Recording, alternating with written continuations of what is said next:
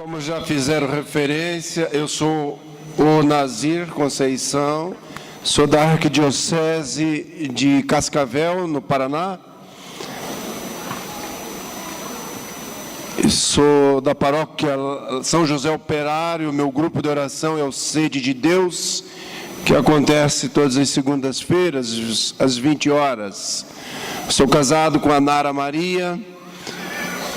No próximo dia 28 de dezembro, às 5 horas da tarde, faremos 32 anos de casados. Temos duas filhas, a Caroline, de 28 anos, e o nosso bebê. Ela não é alfabetizada, ela é especial.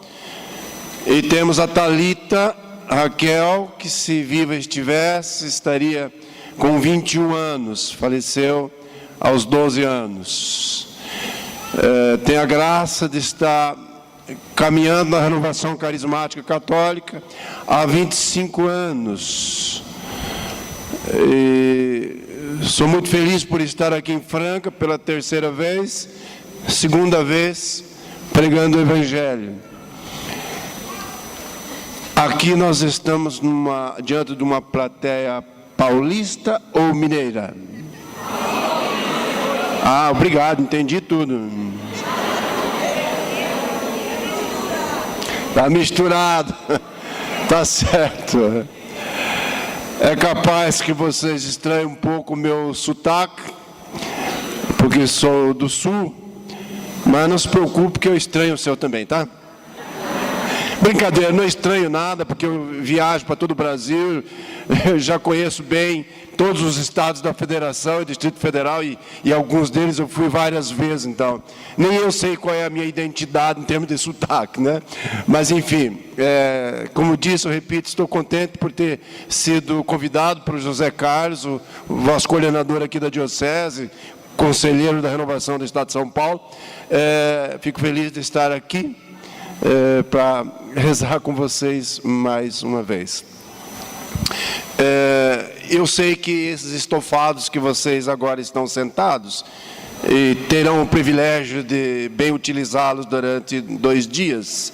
Talvez não sejam os mais confortáveis aqui de Franca, já que a vocação da cidade aqui, e penso que quase base da economia, é calçados e não estofados, né? Mas, por que estou dizendo isto? Não para você ficar com dó de você nem das suas costas, tá? Mas para dizer que, já que você renunciou à sua casa para estar aí no exercício do seu discipulado, e eu aqui no exercício do meu apostolado, eu diria que seria bastante inteligente da nossa parte aproveitar bem, ok? Querem aplaudir isso? Tá bom, pode aplaudir.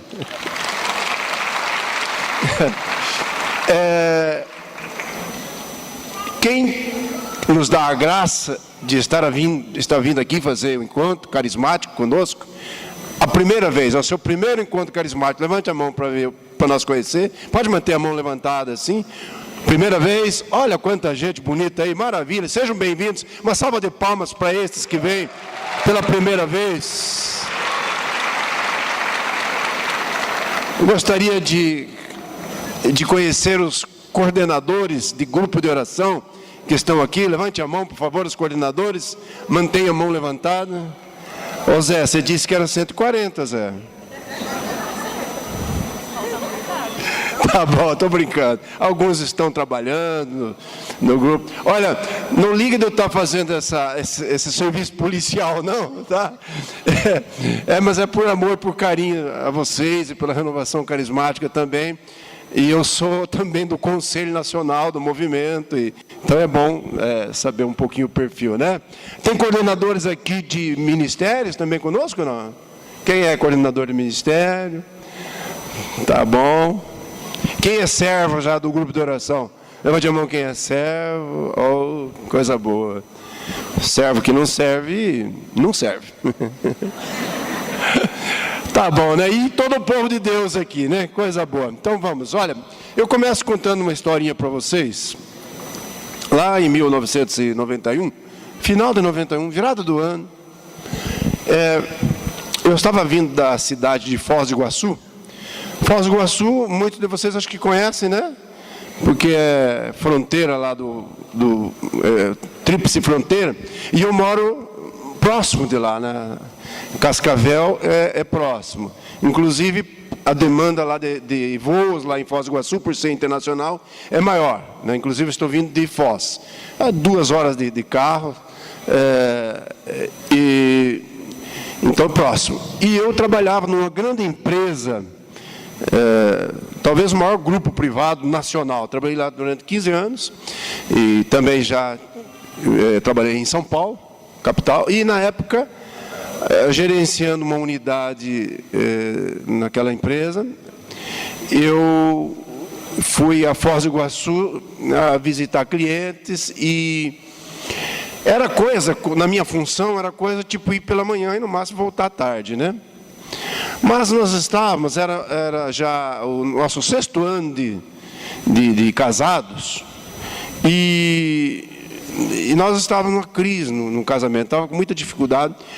Então, eu fui lá e fiquei uns 3 dias para lá, né?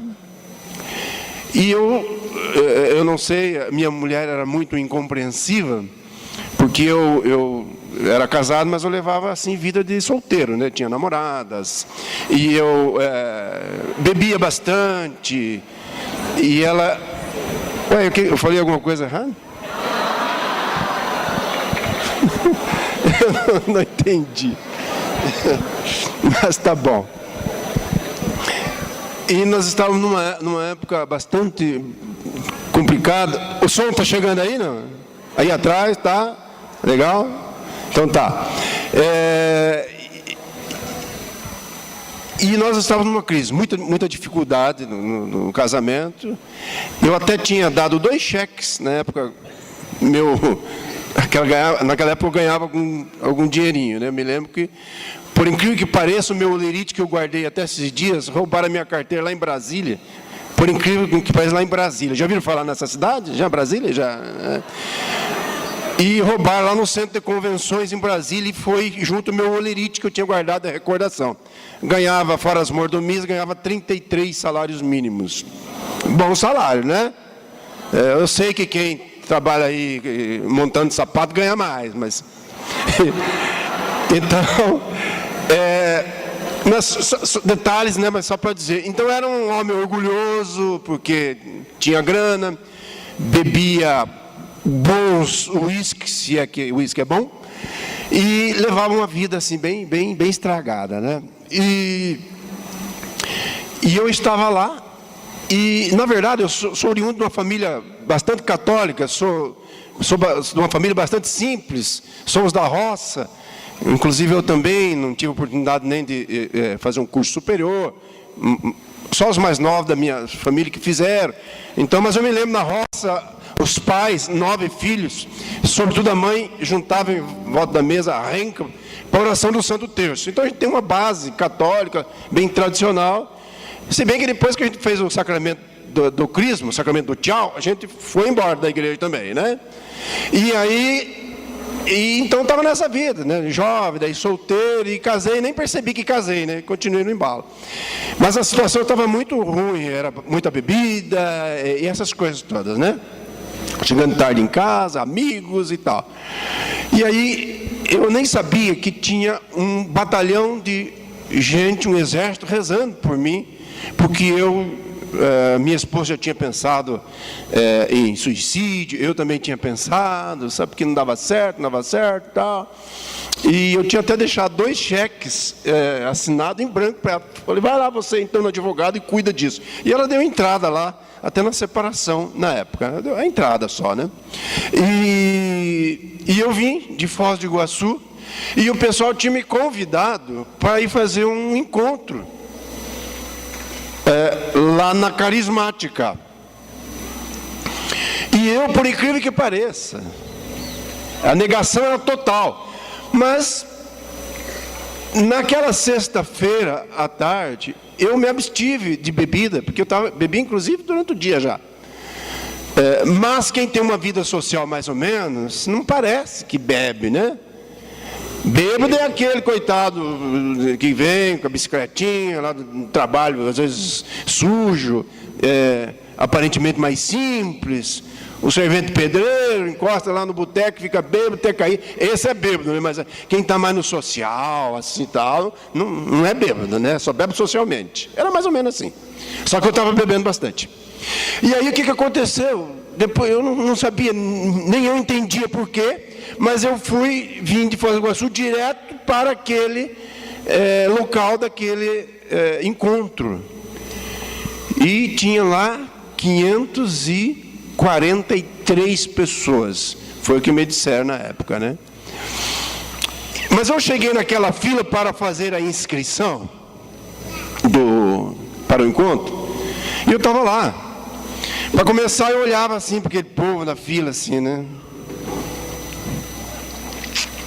Como quem diz, eu não sei o que estou fazendo aqui, onde eu vim amarrar meu bode? Essa turma de ignorante aqui, né?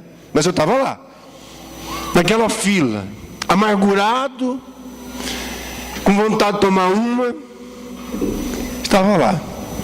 E a fila foi andando, foi andando. Quando foi se aproximando, tinha um banner, mais ou menos da altura desse ornamento aqui, um banner assim, em vertical, e estava escrito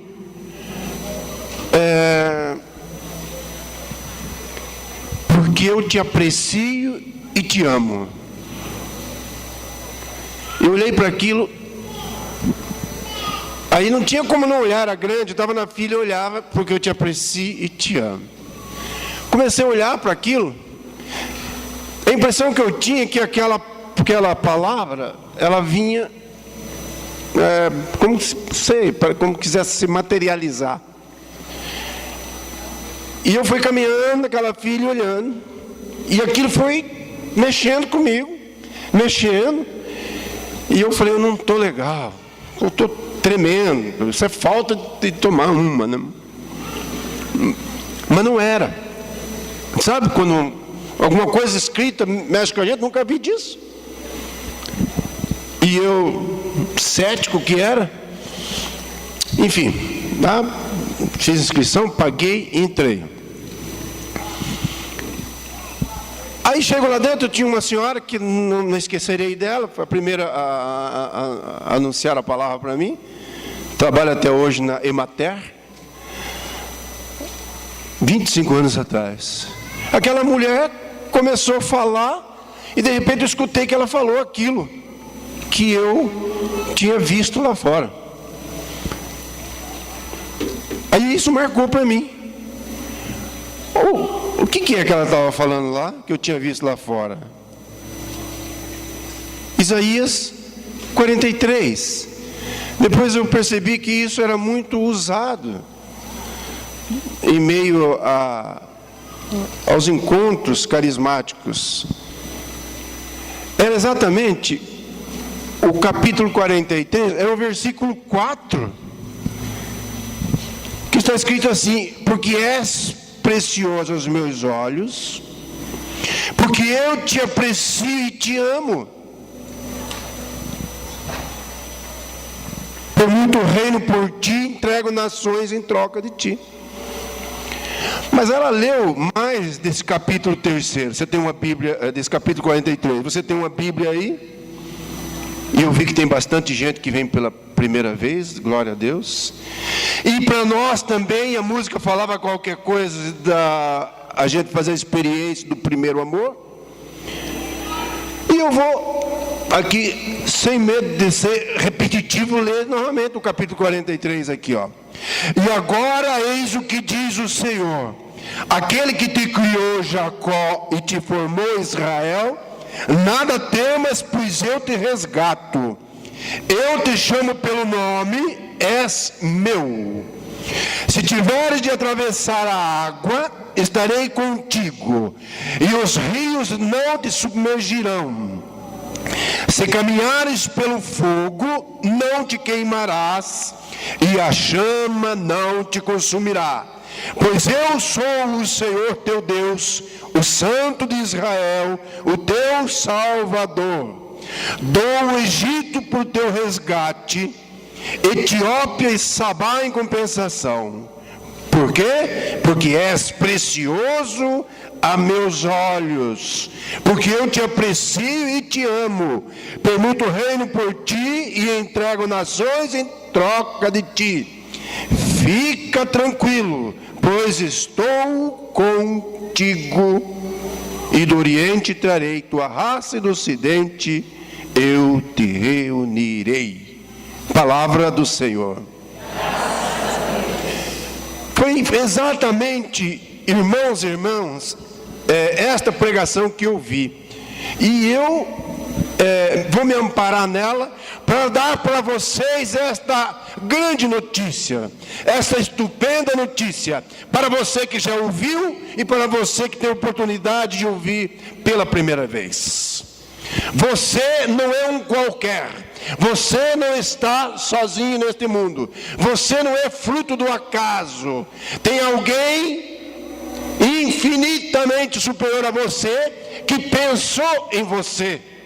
Por isso você está aqui, por isso você é uma pessoa, mais do que isso, você é um filho, uma filha de Deus, pensado, elaborado, se eu posso dizer, e muito amado. Você é o amado de Deus, você é a amada de Deus. Não sei você, mas a mim faltava ouvir essa boa notícia naquela ocasião, e mais do que ouvir, aceitar, acolher. Não sei você, mas este próprio amor de Deus me convenceu de que eu precisava mudar de vida.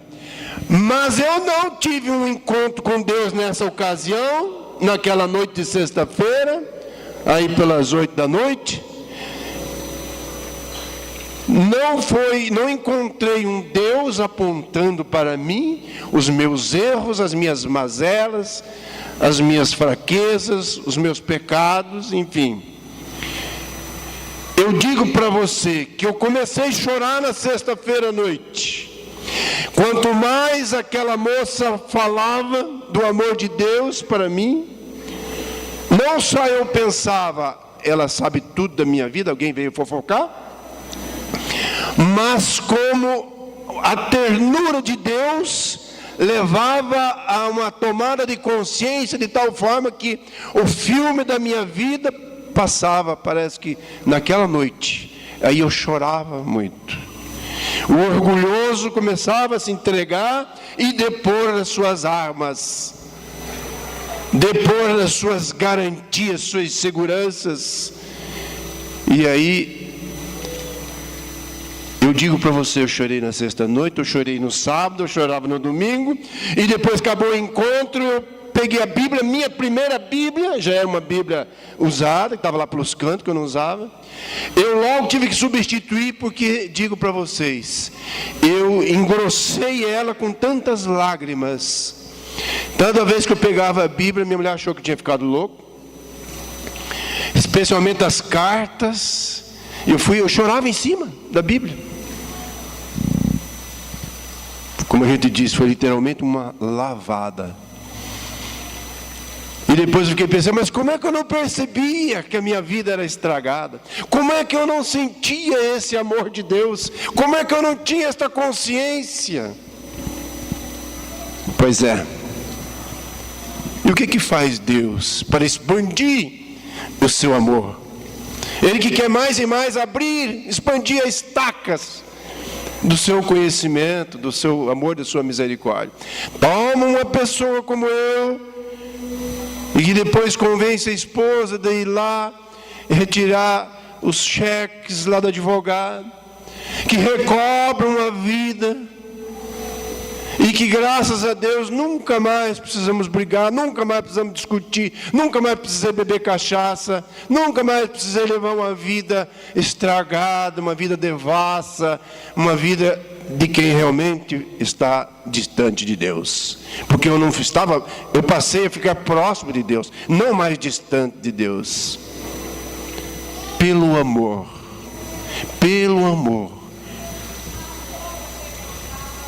E o que faz Deus? Me traz hoje para repartir, humildemente digo isso, repartir com você. Repito, você que já fez a experiência e você que está tendo a oportunidade, por misericórdia de Deus, de fazer agora a experiência do amor de Deus. O grande, desculpe a força da palavra, eu acho que o grande flagelo da humanidade, das sociedades, é porque não conhecem o amor de Deus. Olha que a expressão que eu estou dizendo, não conhecem o amor de Deus. Claro que eu poderei dizer agora, em outro momento, não sentiram, não experimentaram, mas eu estou dizendo, não conhecem o amor de Deus. Porque o amor de Deus precisa ser conhecido. E qual é o amor de Deus? O próprio Deus. Qual é o caráter de Deus? Amor. Qual é a natureza de Deus? Amor. Mas e por que eu não experimento isso? Porque eu não conheço. Eu não experimento porque eu não conheço. Não é um elemento mágico, né? Eu venho aqui, e não é uma troca de moeda. Eu venho aqui, derramo algumas lágrimas de emoção, e aí Deus derrama o seu amor. Não, o amor dele é imutável.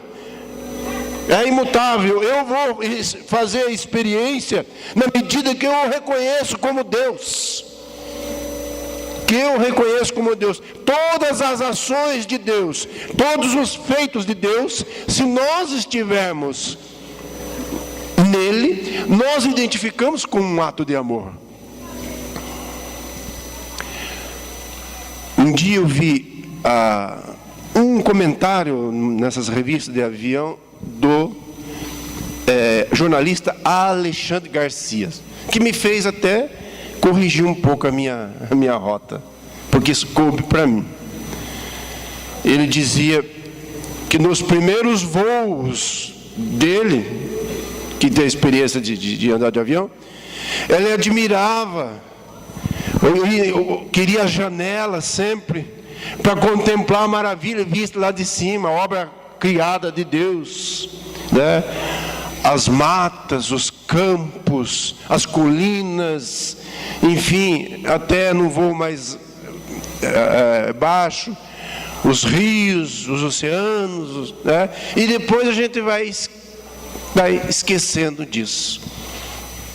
Fiquei pensando, olha, ele tem razão no que ele está dizendo. A gente se acostuma, né? A gente se acostuma. E tem que cuidar até para a gente não se acostumar com o sagrado. Acostumar no sentido de ser uma coisa que não faz mais, que é indiferente para nós.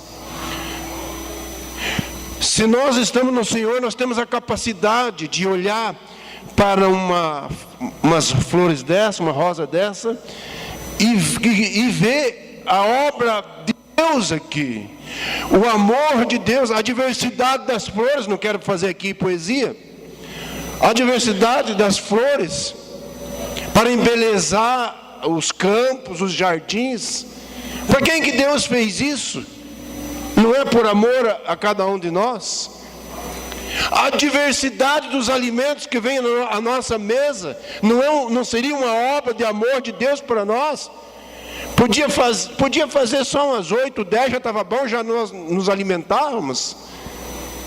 E a minha mãe, que é uma mulher de oração, de vez em quando ela vem com esse dia e falou: meu filho, sabe, eu estava louvando a Deus hoje. Eu falei: por quê, mãe? Sabe por que eu estava louvando a Deus?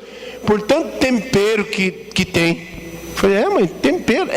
Começou a enumerar para mim quanto tempero tem para usar, né? Eu não parei para pensar ainda, né? Quando a gente está em Deus, nós olhamos e entendemos que a obra criada, em todas as suas realidades, é o amor de Deus manifestado. Mas o problema é que às vezes nós nos endurecemos, nos afastamos desse Deus, aí não percebemos, né? O Papa João Paulo I, ele disse, foi ele que disse, né, que Deus é pai, mas Deus é mãe. Por que ele dizia isso? Deus é pai e Deus é mãe. E ele toma justamente Isaías para falar isso também. No capítulo 49. Por que Deus é pai e Deus é mãe? Olha o que está escrito no versículo 14.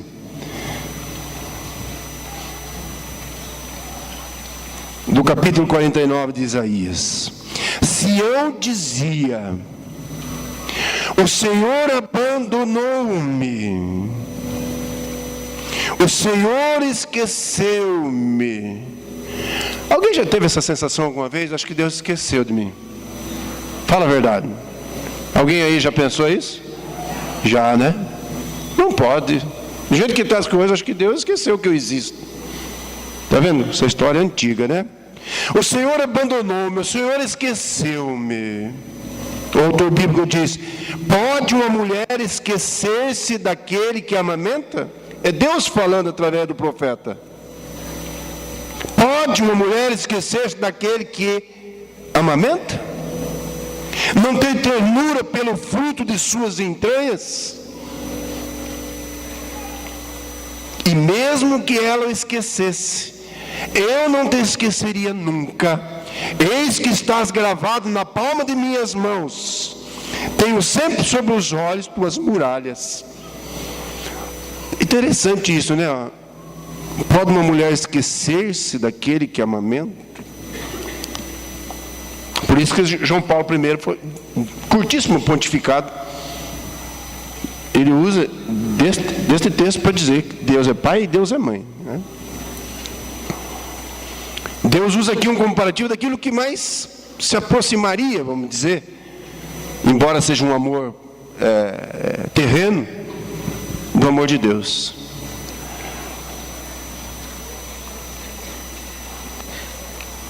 Quem que está amamentando aqui? As mulheres, por favor. Quem já amamentou?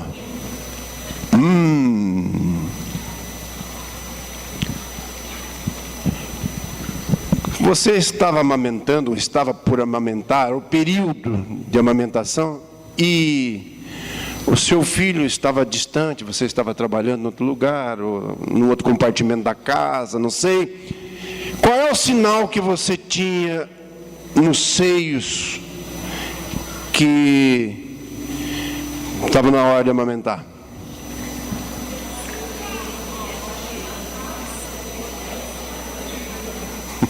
É difícil, vocês estão distantes, né? Eu vou dar uma chance, até porque a minha mãe, que teve 9 filhos, né? Na verdade 11, 2 morreram pequenininho. O Moacir, meu irmão, morreu com 8 meses de meningite.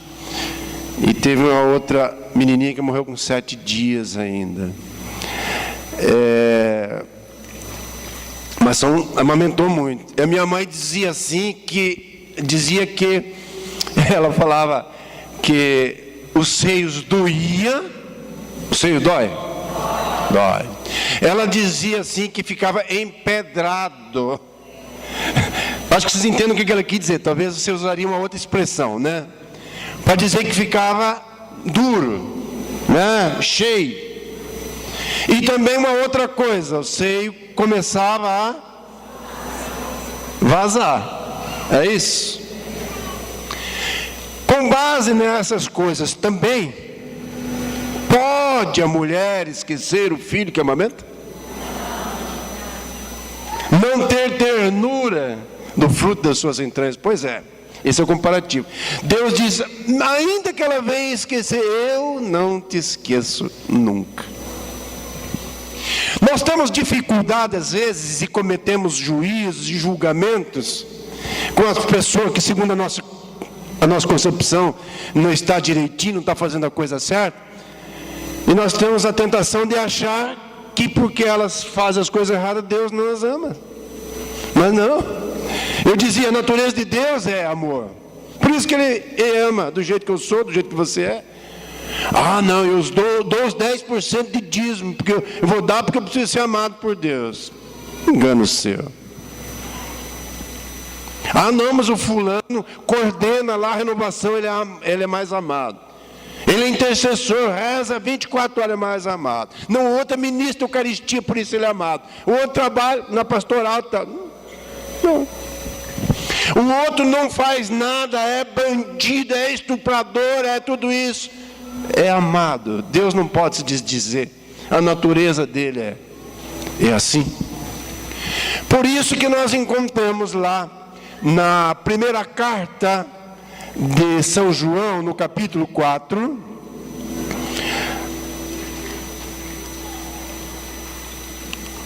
fala um pouquinho sobre a essência de Deus.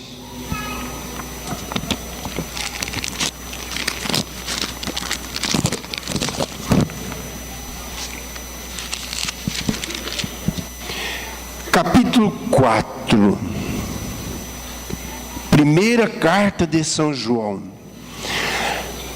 Eu estou usando vários textos bíblicos, sabe por quê? Esses dias eu fui criticado por uma pessoa, uma crítica que não fez só para mim.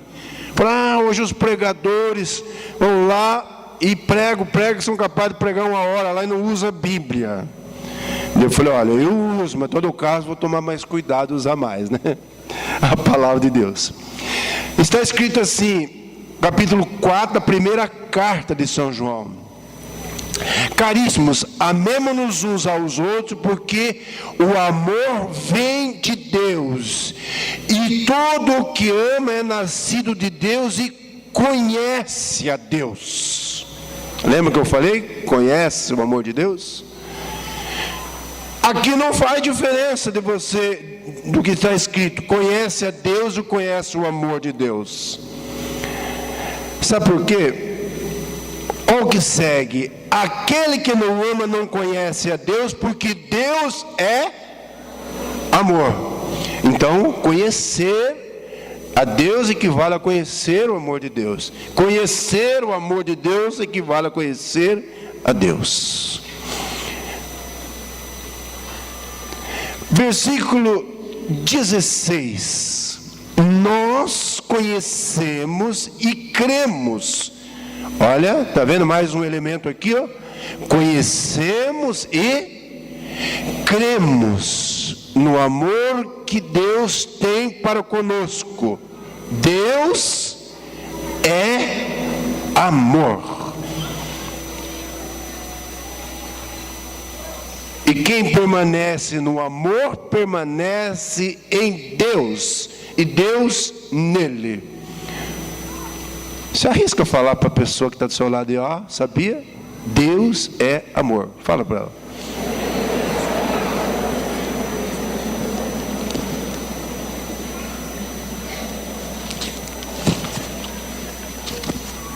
Agora, meu irmão e minha irmã,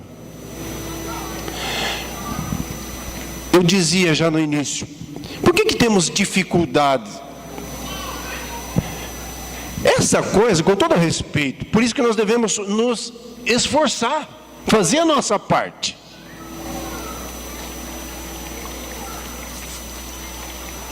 A gente vê os santos que ganharam a honra, a glória dos altares.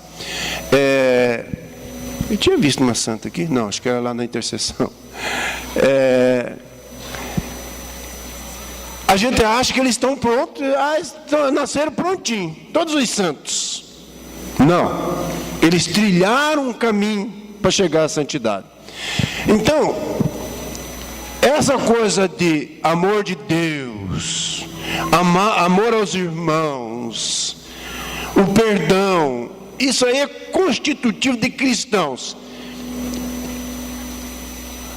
Mas elas não acontecem, a experiência do amor de Deus, e o Senhor tomou a iniciativa de nos amar primeiro, vai dizer o mesmo evangelista João. Ele toma a iniciativa de nos amar primeiro. Nós fazemos a experiência de Deus para depois amar a Deus e amar os irmãos, amar a Deus nos irmãos. Tudo isso no empenho nosso de estar em Deus, de servir a Deus, de viver em comunhão com Deus. Nós não conseguimos estas prerrogativas, não conseguimos esses atributos de Deus sem estarmos com Deus, sem ser de Deus. Se eu não sou um homem de Deus, se eu não sou uma mulher de Deus, eu não consigo. E desculpa, deixa eu dizer para você, mesmo nós que às vezes estamos belos e formosos indo para a fila da comunhão, mesmo nós que damos o dízimo, mesmo nós que somos católicos, batizados católicos, porque o pai e a mãe eram católicos, o vovô e a vovó eram católicos, o bisavô e a bisavó eram católicos, e o tataravô. Se eu não tenho uma convivência de comunhão com Deus, eu não experimento esse amor de Deus, eu não vou viver como tal. Eu não vivo como tal. E aí às vezes eu digo, mas por que eu não experimento o amor de Deus? O que acontece? E tem aí grandes elementos, por isso na renovação carismática acontece cura interior, amorização e tal, porque nós temos traumas e coisas. Acho que o Padre Jonas até que diz que nós somos meio mal acabados, né? Desculpa, estou em obras, estou em construção. O Papa Pio XII tem uma expressão, ele dizia: as pessoas não são más e perversas, elas não são suficientemente amadas. E já que estou parafraseando aqui, era São Bernardo que dizia: Deus não nos ama porque nós somos bons e belos, mas porque nos ama, nos faz bons e belos. Você entendeu? Tem diferença? Bem, Ele não ama porque eu sou bom, porque eu sou belo. Não, Ele ama porque Ele amou. E nos amando, e nós nos abrindo, nós nos tornamos pessoas boas e belas. Ele não me ama, não ama mais você porque você é perfumadinho, porque você é cheiroso, cheiroso, bonito, olho claro, olho escuro, mais gordo. Não, a natureza dele é essa. Amém, irmãos? Um hino maravilhoso, e aí eu vou falar desse hino aqui de Efésios, para lembrar do tema que eu estou pregando a vocês, que está no capítulo 49. Isaías está bem lembrado aqui hoje, ó.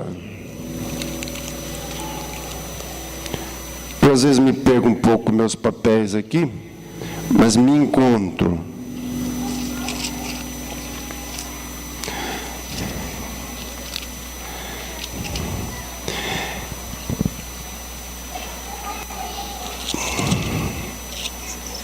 Eu disse mal 49. Eu digo bem falando 41. 41:9b. Ele começa dizendo assim: tu que o trouxe dos confins da terra, que fiz vir do fim do mundo. E aqui eu disse: tu és meu servo, eu te escolhi e não te rejeitei. Eu te escolhi. Você tem um lugar especial no coração de Deus. Por isso, que quando eu falo aqui do Efésios, que eu disse para vocês, no primeiro capítulo, a igreja diz que é um dos hinos mais bonitos que tem, né? Primeiro capítulo de Efésios, no versículo 3. Bendito seja Deus, Pai de nosso Senhor Jesus Cristo, que do alto do céu nos abençoou com toda a bênção espiritual em Cristo e nos escolheu nele. Olha, está vendo? Diz que escolheu mesmo.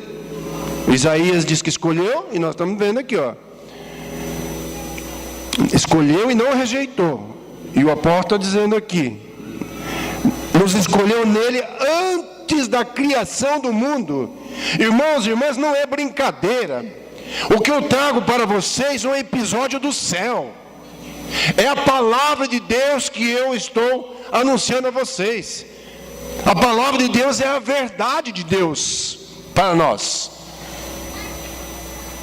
E a palavra de Deus que eu estou anunciando está dizendo agora que Ele Nos escolheu nele antes da criação do mundo.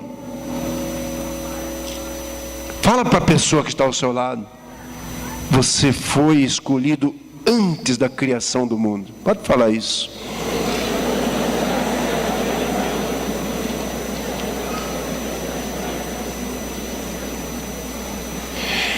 Para sermos santos e irrepreensíveis diante dos seus olhos. E quando nós olhamos assim, nós já falamos: ixi, escolheu nele para sermos santos e irrepreensíveis diante dos seus olhos. Mas eu não sou irrepreensível, tem que ser imaculado. Pois é, mas eu vou consolar você um pouquinho. Deixa eu fazer uma outra teologia que diz que nós olhamos de cara, né? Como se eu fosse teólogo, né? Eu gosto de olhar esse texto não nessa visão assim, que escolheu nele a criação do mundo para sermos santos e irrepreensíveis diante dos seus olhos. Por que isso?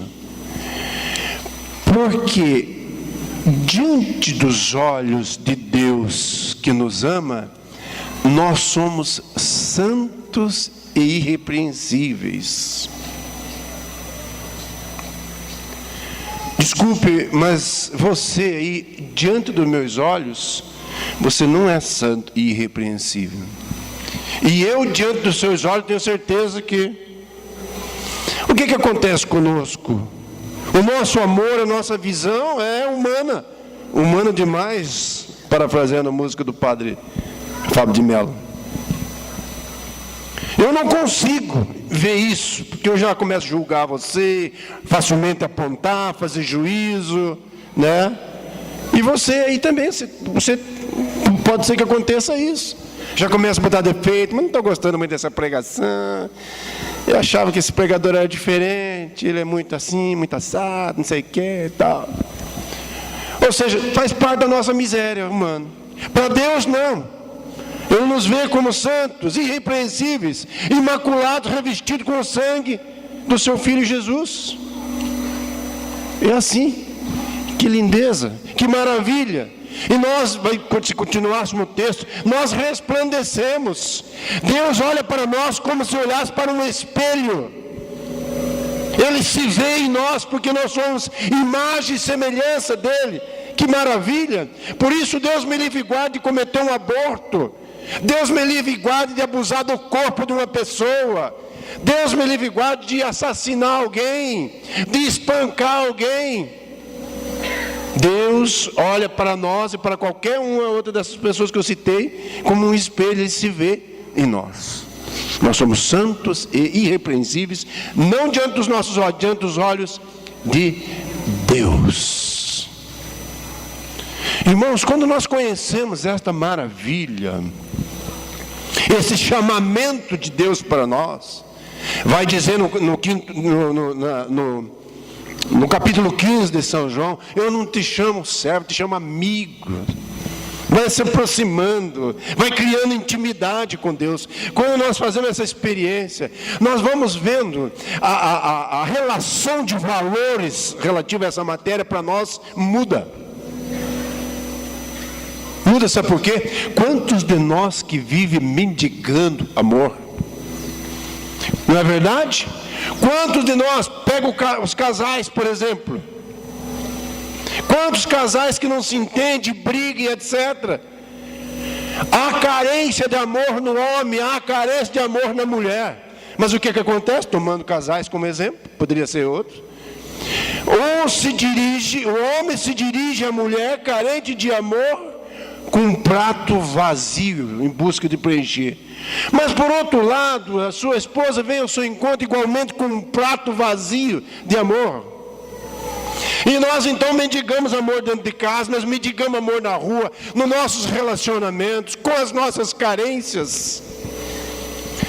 E Deus é o manancial de amor, é a saciedade para esses espaço enorme de carência, de tudo mais, de incompreensão, mas nós precisamos deixar Deus ser Deus na nossa vida, e entender que nós somos amados, nós somos queridos, Deus quer nos pôr no colo, Deus quer nos acalentar, Deus sabe que nós somos, como diria o profeta Jeremias, um pequeno vermezinho. Ele sabe do que nós somos feitos, sabe dos nossos tropeços, sabe quando nós precisamos dele, sabe quando nós precisamos de alguma coisa transcendental para resolver nosso problema.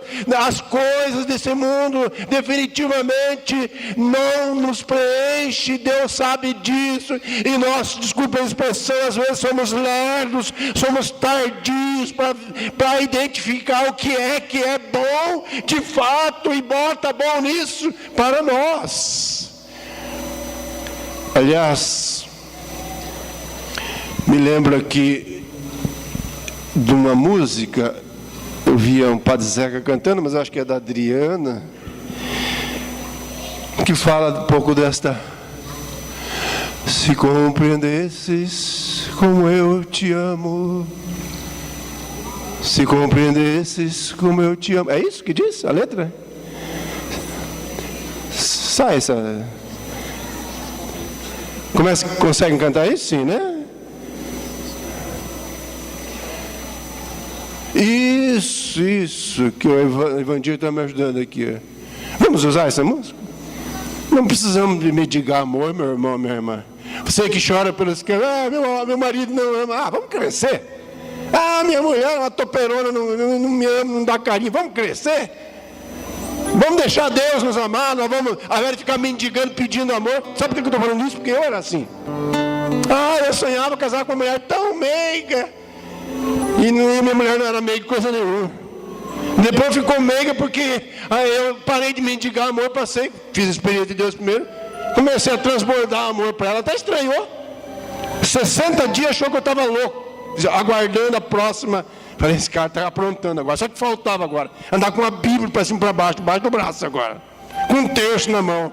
Deixa eu ver a próxima. Eu tinha perdido a credibilidade, mas ela viu. Ela depois foi beber da mesma fonte que eu, porque Deus é amor. Vamos cantar isso? Se compreendesses como te amo, se compreendesses como